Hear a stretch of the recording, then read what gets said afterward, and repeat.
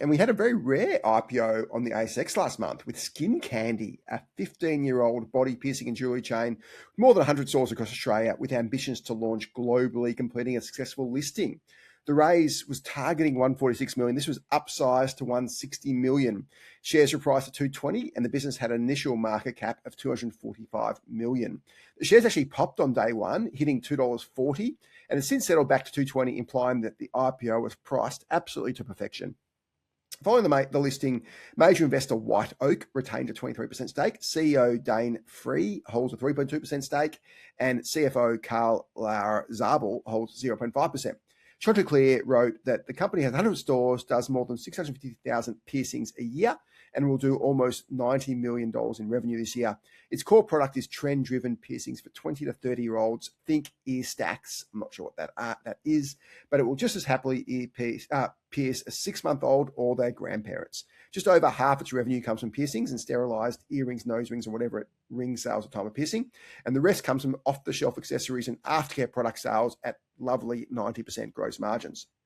SkinKandy started with one store in Moosjaw in Queensland before rolling out aggressively when White Oak invested just before COVID. New stores cost an average $278,000 to open and generate $240,000 in EBITDA in the first year. There's a big asterisk on EBITDA. We'll get back to that later. Making for a quick 13.9-month payback with an asterisk, according to the prospectus. Sales and EBITDA mature after 2-3 years, and the average mature store can do $1 million in revenue and $480,000 in EBITDA a year. We'll talk more about that soon. And the obvious comp here is obviously Lovisa, which sells cheap jewellery and listed with 225 stores and 210 million in market cap. And this was back in 2014. The business is now worth 2.5 billion. It's been an unbelievable story. Obviously, Brett Blundy, another huge win for him. Almost 1,100 stores across 30 countries. SkinKandy CEO Dane Free spent 3 years as COO during Lovisa's global rollout. So he's the perfect guy to be running this business. Well, first I should make a disclosure, which is one of the people you didn't mention on the register is Trent Peterson, who has 0.75%. And obviously I know Trent very well and have chatted to him about this business as well. He's a star. Like he is involved in Adir's and Dusk and Universal Store, and he's on the board of Shaver Shop. And look, that's right. Shaver Shop is what I think of Trent's involved. Yeah, he's had just like big wins. Close to Brett Blundy, obviously. Brett yep. was and he had Catalyst, which was a a private equity business that kind of focused on all this retail stuff. And I don't know if people realize this, but this SkinKandy is kind of getting the Lovisa band back together. Absolutely. Trent was the CEO, yeah. Trent was involved in it. Dane Freeze was the CEO of Lovisa. He's now the CEO of this. Mark Oliphant was the founder of this. Still got 7%. Yeah. So I think the way you could think about this business is a heavily founder-involved business by the looks of it, or at least founder-exposed business. I don't know. Mark's on the board. He's clearly not running the business. So still founder-involved business run by the people that were very involved, not the only people, but the people that were very involved in Lovisa. Obviously, there were other CEOs, and Brett Blundy was heavily involved in Lovisa. So I think there's a lot to love about this business. You'll notice the 2 IPOs this year, the 2 ones that were like vertically integrated retail brands, Koala and SkinKandy. Yep. Like, I think this is going to be, I've said this for like a lot of years, this is going to be a good place to play for the next 10 years, is my guess. At the next 2 years, well, this is kind of a bit of a caveat on all of the positives I'm about to say. I think the next 2 years for discretionary retail might not be great. You can see already they've had maybe not a recession priced in, but definitely bad consumer confidence priced in. If you look at something like Nick Scali, his PE is at lows. So people are expecting that there's going to be pain, and I've got news for you. There is pain. Like, discretionary retail today is not a very lovely place to be. This is impulse retail more than discretionary retail. So if you look at Lovisa, this is very Lovisa. Yeah, very similar. There is if you one look at the business. There's a bit of a just obviously this is a brand itself as a piercing business, which it clearly is. But if you look at when it talks about its TAM, piercing. So the business does $70 million in revenue. Oh, sorry, it's actually a bit higher. It's 79.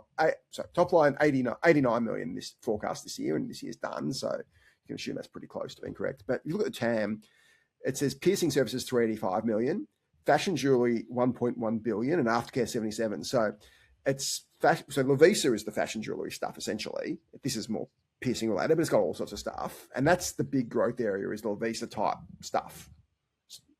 Yeah, absolutely. And I think this is a bit different because the piercings business, which is a services business, high margin, it's half their revenue. The reason I draw a distinction between discretionary, so I think that people say there's two kinds of retail. There's stuff that you have to buy and stuff you can choose to buy. And stuff you have to buy is groceries, for example, and stuff you can choose to buy is a sofa. And so the stuff that you can choose to buy, they call that discretionary retail. But I think there's this other category called impulse retail, which is stuff that it's a subset of discretionary, but it's a very low value purchasing where you walk past and you say, even if I don't have much money, this makes me feel better about myself and it's a little treat. Lipstick and historically, people called it the lipstick index. But I think Lovisa and SkinKandy probably fall into a similar category with that kind of stuff. My guess is they'll be less affected by an economic downturn. I think that's probably almost in the form of semi-discretionary, and you can almost put travel in that as well. People will still try and travel, for example, even if travel's not a sofa, but nor is it a grocery. There's sort of there is this category in the middle, and I'd say this probably falls within that as well. Lipstick falls within that. It's stuff that you don't really have to buy.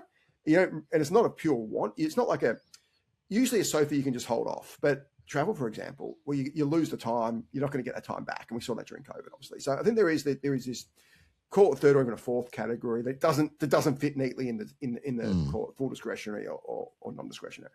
I see that with flowers. So the interesting thing about flowers, if flowers feel super discretionary, and then what you realize is that it's all people buying it. It's basically women buying it as gifts.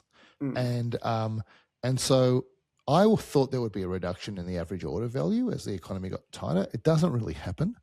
And basically it's largely impervious to, I think if the economy got bad enough, maybe you'd see it. Yeah, to a point. Yeah, but it's largely, it's much more of this kind of, it's not even impulse. It's like, I need to buy someone, I'm not going to not buy someone a present, a gift, and I got to get them something. And there's not a reason to buy. There's two different. I think there's two different there's the two key categories, and there's two different categories. And I probably put daily blooms and luxury escapes in similar areas. And that if there's a big chunk of the population that isn't impacted by cost of living and that almost benefits from higher rates, for example, and they're the people who are going on lots of trips. They're the people who can afford to spend $150 on flowers for Mother's Day or for a gift. So there's definitely a big segment of population that is in that category that actually has plenty of cash. And then there's another big segment of population that is struggling for cash and is looking for how do I, instead of buying an expensive ring somewhere, I can buy a piercing, which is a lot cheaper. So there's that sort of you're closer, they call it the discount, Walmart, Costco. I don't need to buy it, but I would really like to buy it, and it's quite cheap, so I'll be able to buy it. I think this SkinKandy business and Lovisa falls really nicely within that category. Well, I can cut to the chase here, and I'll explain why. I love this business. I think there are so many things to love about this business. The way I think about this business is super simple. I love these simple businesses. I also love retail businesses because you can look at their net profit line and say, oh yeah, that's a net profit. We can just multiply things by that.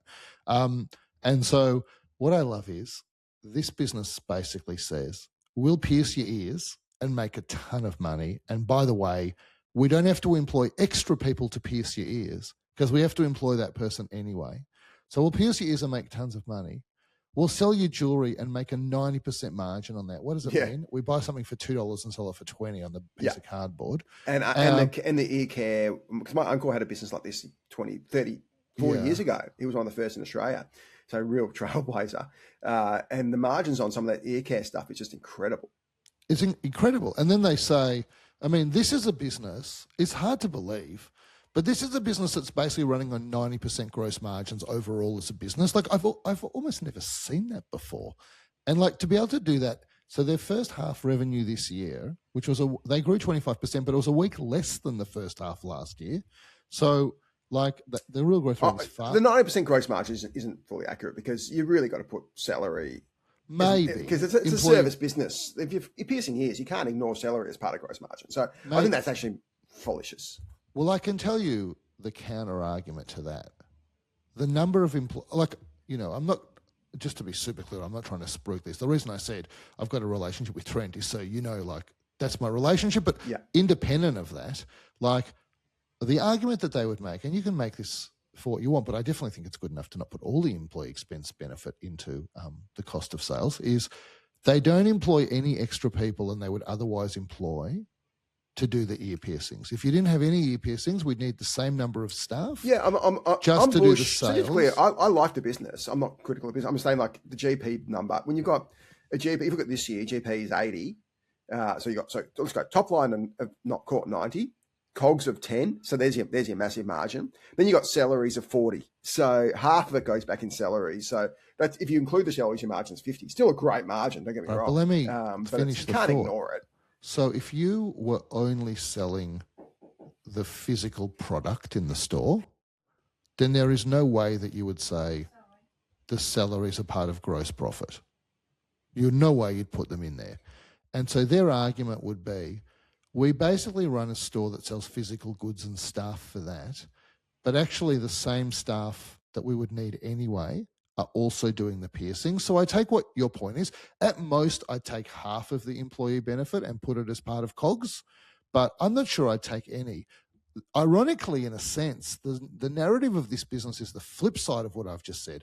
They would say, we're a piercings business and the staff that work in here are staff that view themselves as piercers and also they sell physical product. But maybe I'd agree and I'd say just take half the employee benefit expense and put that into COGS if you want to do something. But who cares? They run an 80% gross margin. Well, I'm not denying the double header, which is great. We do the same thing in our stores. Our stores handle customers and also do phone sales. So I think that's an elegant. I think that's one of the really nice things about this business that Lovisa doesn't have, for example. But I don't think head office, fine, take that separately. But if you can't claim, if a bunch of your revenue comes from services, you can't claim that people doing those services aren't included in COGS because they're clearly COGS. Listen, I agree, and we have the same view at Daily Blooms. You can't make a bouquet without florists, and so we factor that in. I wouldn't exactly call it COGS. It's like COGS adjacent, but we are completely aligned on this point. It's kind of a side point, but yeah.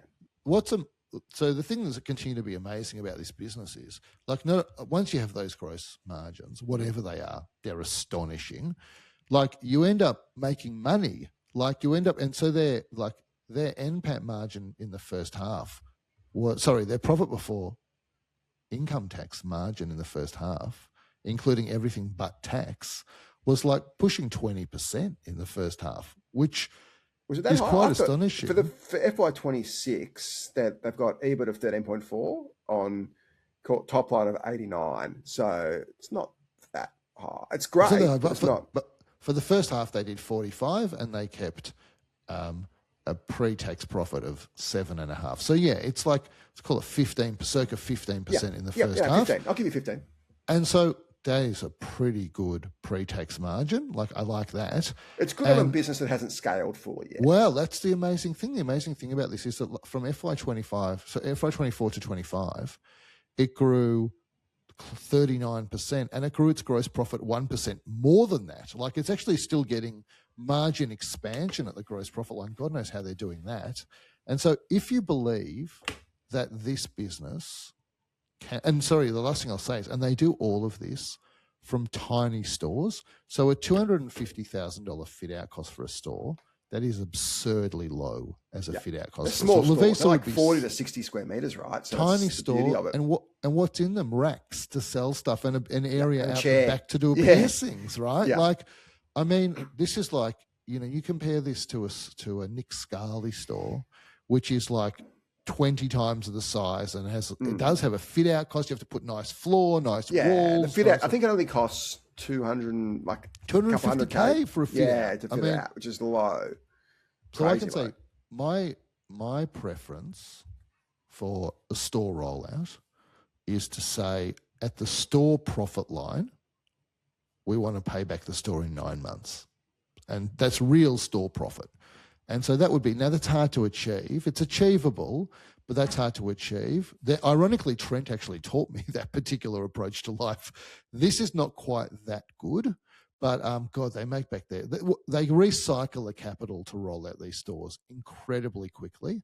One of the things I thought was kind of unusual is one of the main ways that they got margin expansion from 24 to 25 is their occupancy expenses barely rose. But I suspect that is more of a factor of like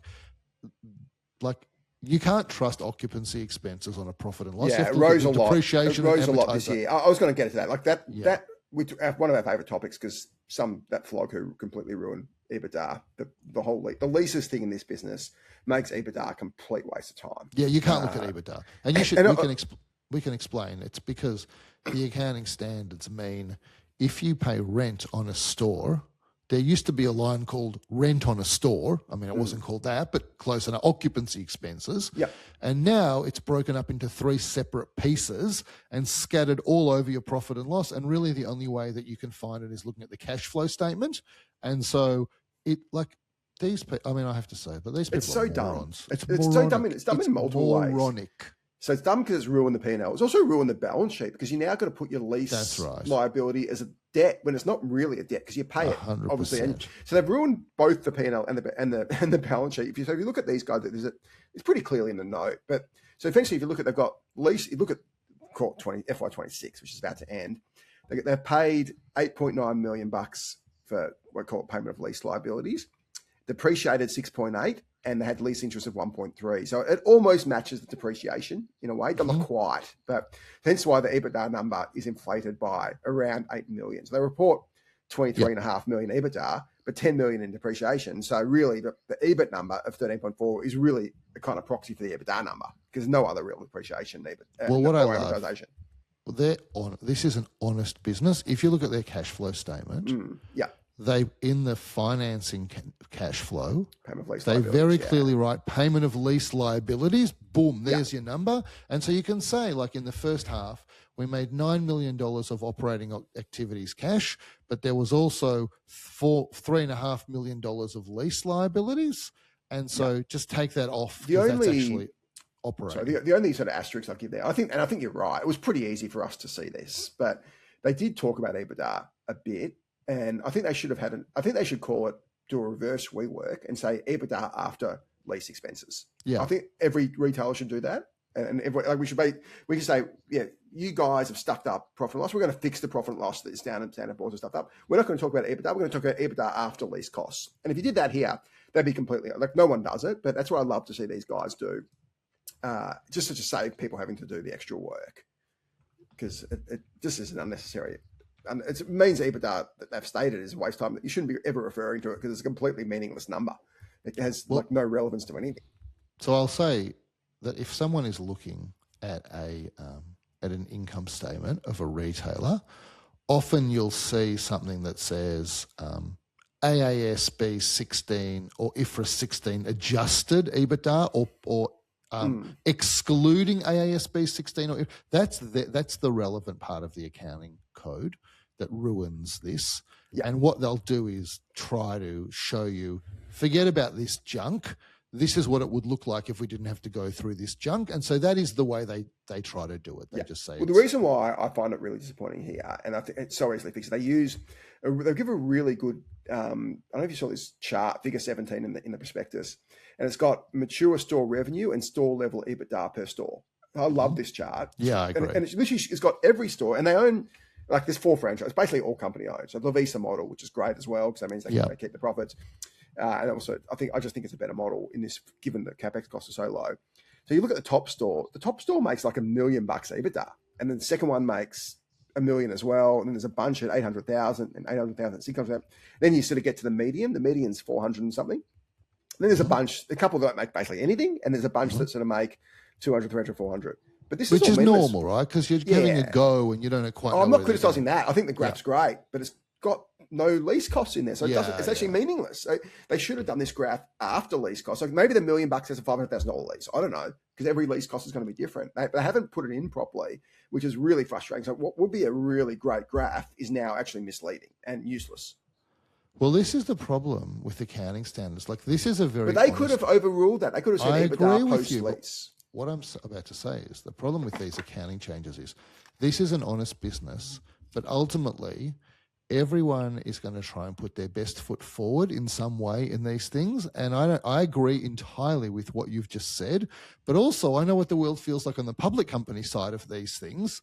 And like, this is just inviting those type of graphs, these changes. And like, I agree, like it would be important to have the lease stuff in there, but they just got to get rid of these morons who are on an accounting crusade instead of trying to provide the core focus of accounting, which is help me understand how this business is going.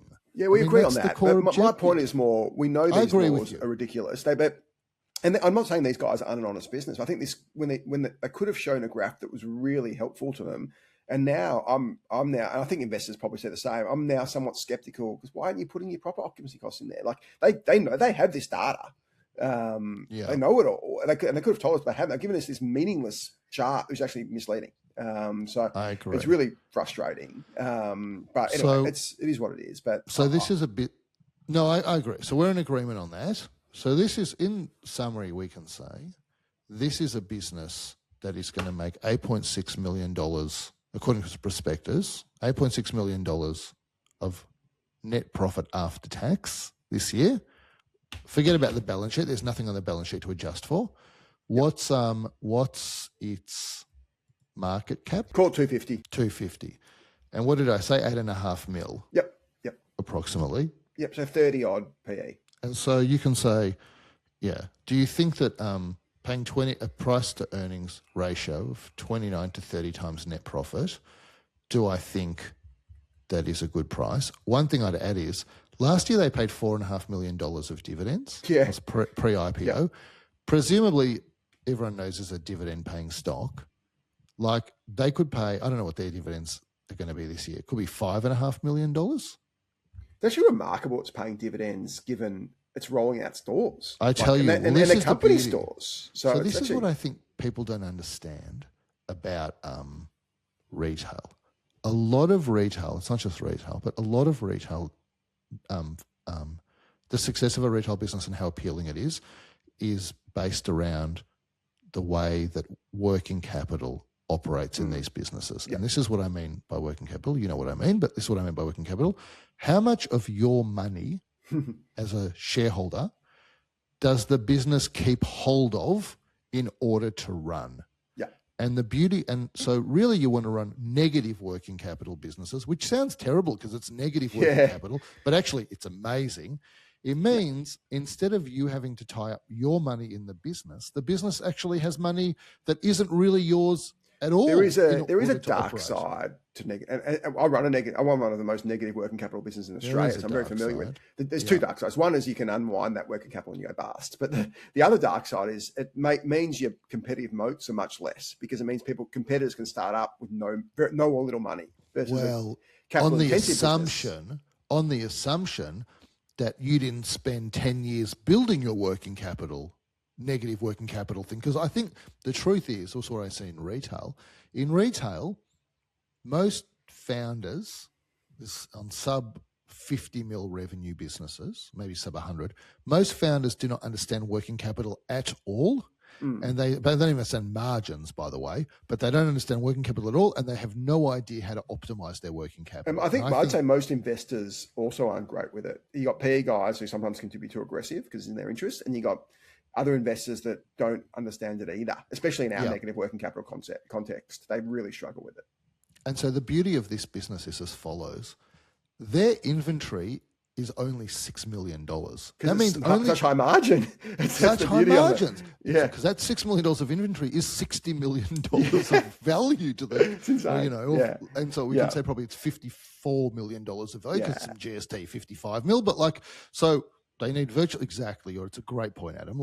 There's such high margins, they've got such little inventory. The inventory will turn fast as well, right? There's some amazing things about this business. I think, and you were sort of touching on it. Look at the beauty of this business. There's a couple of beauties of this business that I really love. Let's go to first principles for a second before we go to powers. And you've touched on it really well. But the fact they've combined piercing and jewellery sales is such a beautiful mix of service and good. So you're in there, you're getting pierced. I might as well buy the products here as well because I'm here anyway, and I trust this person, and they're selling to me. So they presumably they teach these people how to sell. So you've got this captive customer who's come in for one thing, and you've got this amazing margin expansion on this huge margin, and you're not paying for it in this small store. So it's actually amazing that these guys, apart from my uncle who started this 40 years ago, couldn't execute like Mark Oliphant, who's done an unbelievable job. How has nobody else come up with this concept? Like this is so obvious that, and even better, they've taken the brand of piercing. You think of a big tattooed guy about to stab you in the ear. Like that's what I think of a tattoo parlor in many senses here. What these guys have done is turned into a much nicer, beautiful retail concept. They've McDonaldized tattooing essentially, or piercing, which is, think of piercing, I think of blood streaming out of somebody's ears. In this case, you want to go to a place that's branded, that's nice looking, because you're getting a quasi-medical procedure. It's not medical. But why do you think, so you think about that, but that's not how I think about piercing. I think about piercing as Priceline. That's who does piercing, okay? I don't think about that. I think. And so the question is, why has Priceline not been able to execute this? That's an interesting question, right? You're going in there, that is, a pharmacy brand is more trusted than a piercing brand, health-wise and whatever. Yeah, it's usually done in pharmacies. That's who my uncle will sell to, pharmacies. Yeah, in his business. they have a big floor plate relative to this, so they could stock lots of these things. Yeah, I think and you look at so I tell you which pharmacy doesn't do piercings. Chemist Warehouse. They do not do piercings, which is interesting.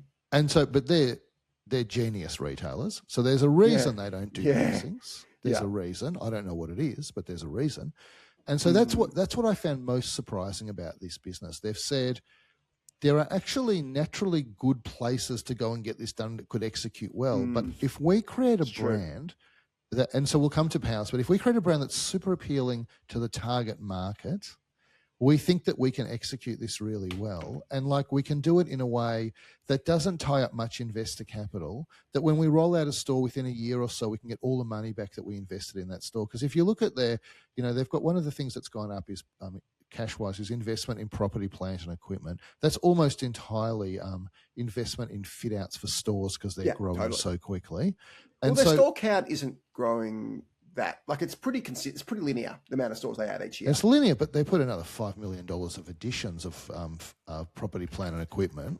Yeah. And by the way, there's basically no addition of property, plant and equipment except property improvements, which is fit out. Yeah, there's very little, after you fit it out, you don't have to spend much on it. It stays. Yeah. And not continued depreciation. And so they don't tie up money in stock, much money. They don't tie up money in property improvements, fit out, because it gets recycled so quickly. And so that's why they can pay out all these dividends, because the business is not gobbling all of the money that's yours. And so you think about this. Well, they could be expanding faster. They dividends. Well, maybe they I suspect they will do. Well, maybe they couldn't be expanding faster. Maybe there are operational limits to how fast you can expand. How many stores they had in 2026? I think they're adding like 10 stores a year or something. It's not okay. It's not they can probably do it faster than that. I agree. Maybe even less than 10. Maybe like 8 or 10. They can do it faster. I don't know if they say whether they're going to pay dividends or not. I presume that. I mean, I don't know the answer to that. But there could have been a dividend payment because obviously the shareholder's selling down, just get some cash out. For sure. Maybe that won't go on. Now, you could be right. I actually don't know if they're going to pay dividends. What else you said there's a few things you like. What else do you like?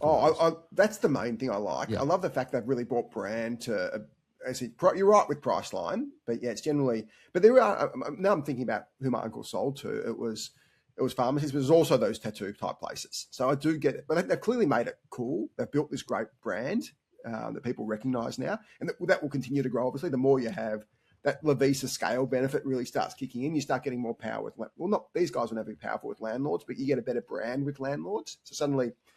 I know when we went to our first store in Chadstone, it was hard because we never had a store. And now we're on store 3. It becomes easier because you know the landlord, they trust you better. It becomes a much easier rollout. You've got a chairman and CEO that associated with Lovisa. They know how to do leases. Yeah, exactly. They know how to do leases. And they're trusted.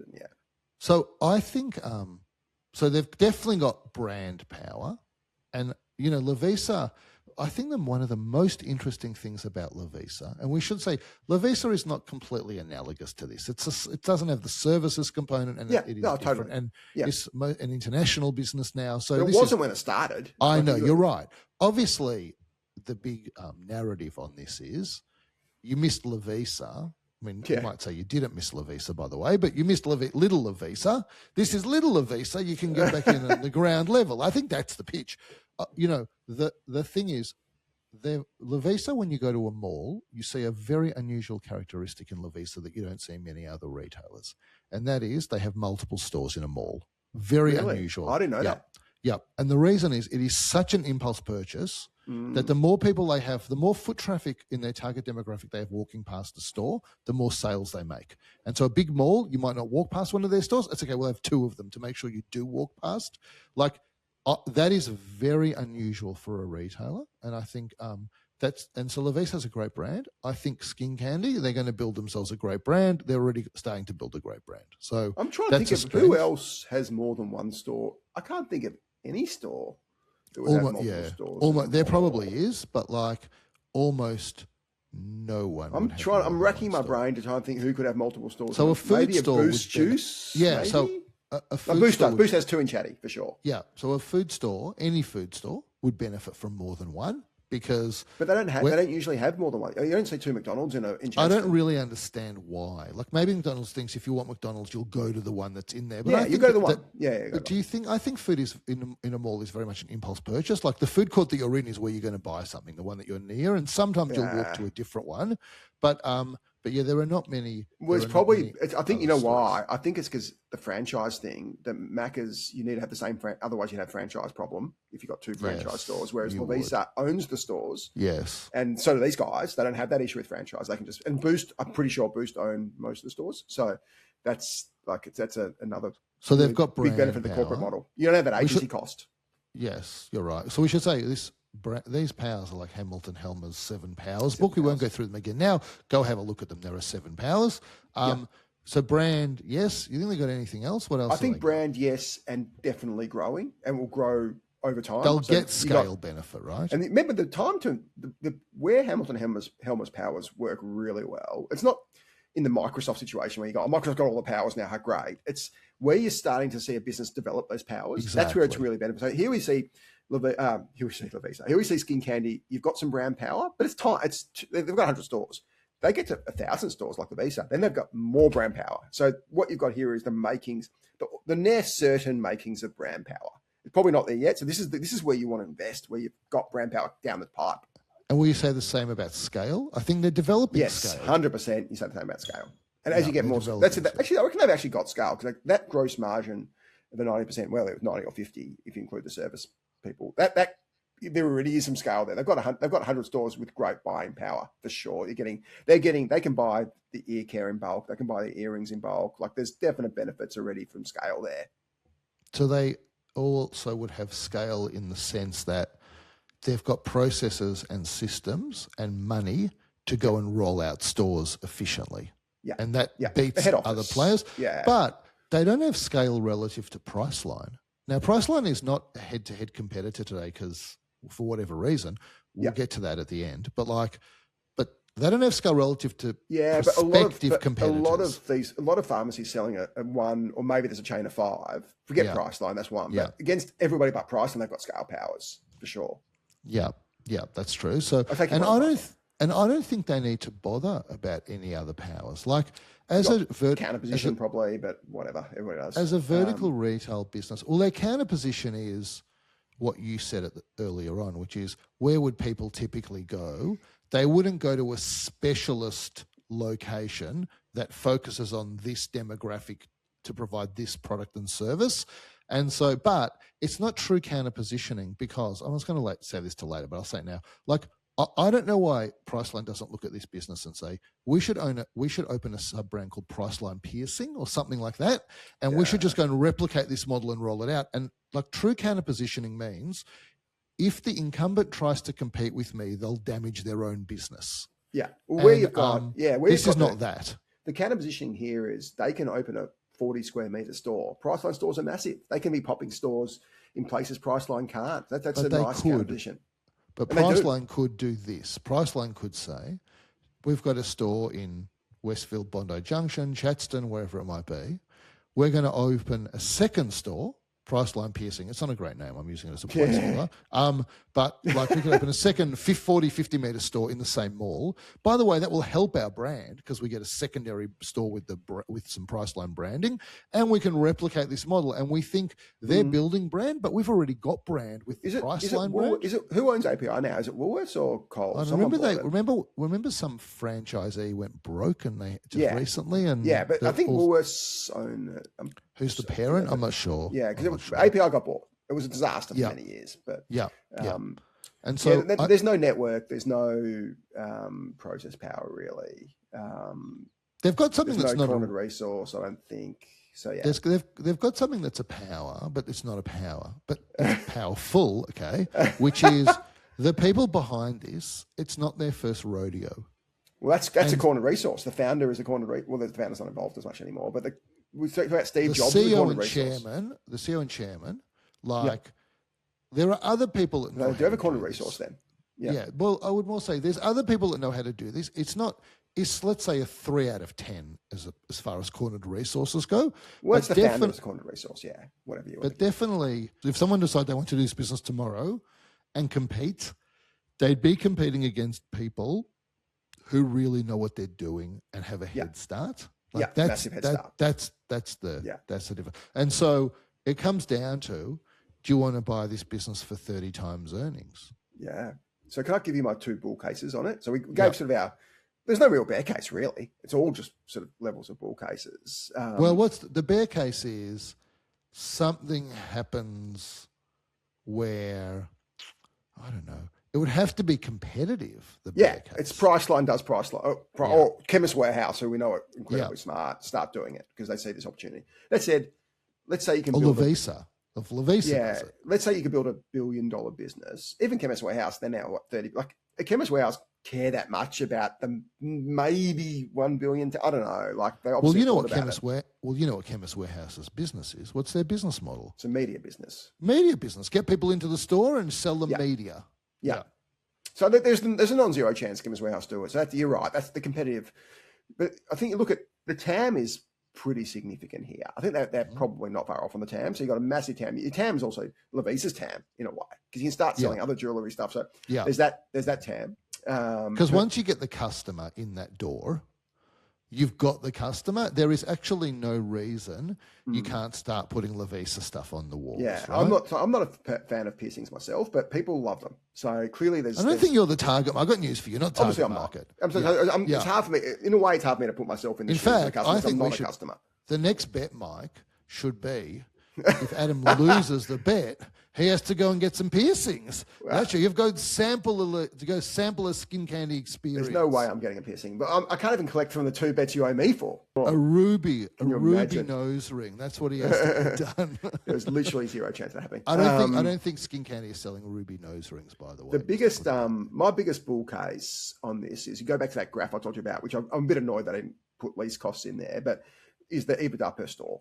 And they've got stores that make, even if I'm assuming a big lease cost of, call it, I did I looked on Gemini, I said, what's the average lease cost for a store? They're probably paying 100 to 200K in annualized lease costs because they're small stores, they're 40 to 60 square meter stores. And shopping centers do love this stuff. So they're a kind of destination. So your shopping centers can give good leases and you can put them in a strip mall, you can easily get 50 square. So I think they've got stores making 800K. And it costs them 300K. So you got your payback period of 4 months. This is the best stores. And this is obviously a mature store. But why I like what my GYG bull case is their franchisees make heaps of cash. These guys don't have franchisees, but they can make heaps of cash from stores. And that will get better as the powers grow. So the clear bull case here is they have a really profitable business at a store level. That's great. And they don't need franchisees. They can do it themselves.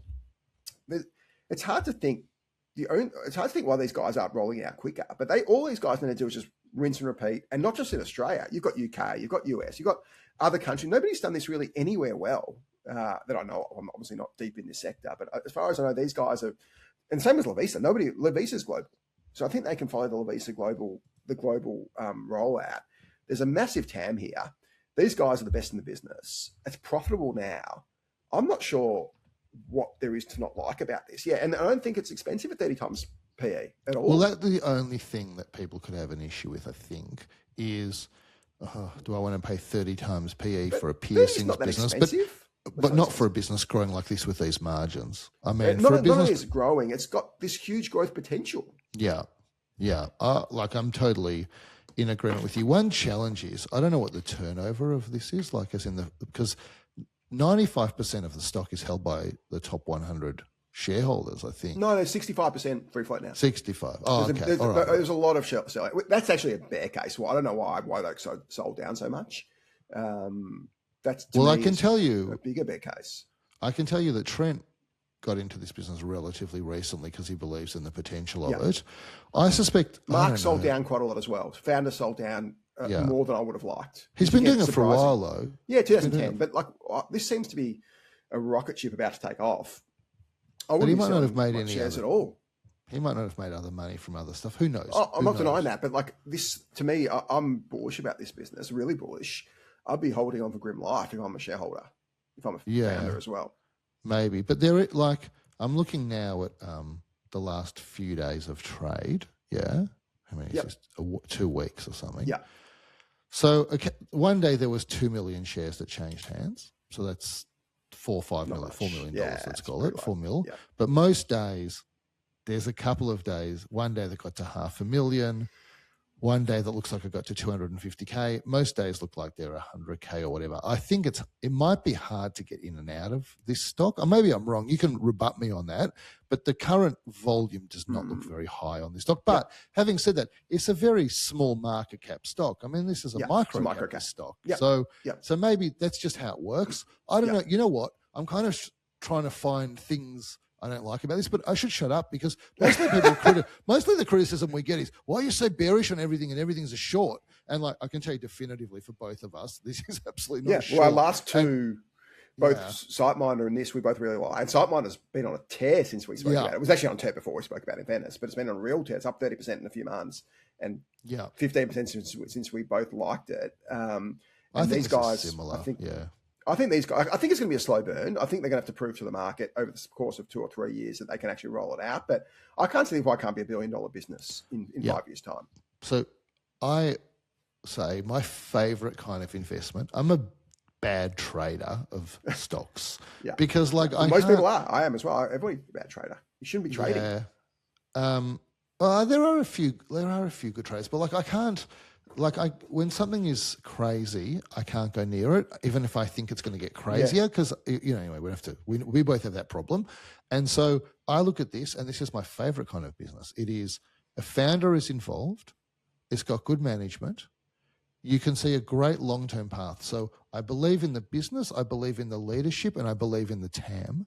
This to me is a business where you can potentially invest and say, ring me in 5 years and then ring me again in 10 and tell me how the investment's gone. I think this is potentially one of those businesses. Yeah, absolutely. I think there's one you buy and put in the drawer and you trust Trent and the team to execute again because they have. And this, I didn't expect to like it as much as I did. I thought it priced more highly. I think the other benefit of micro caps is you just don't get the coverage you get. Like SpaceX, you get 1 million people covering it, whereas this business will have a little bit of broker coverage, but it won't have full coverage, and not till it hits the $1 billion plus, like Lovisa did.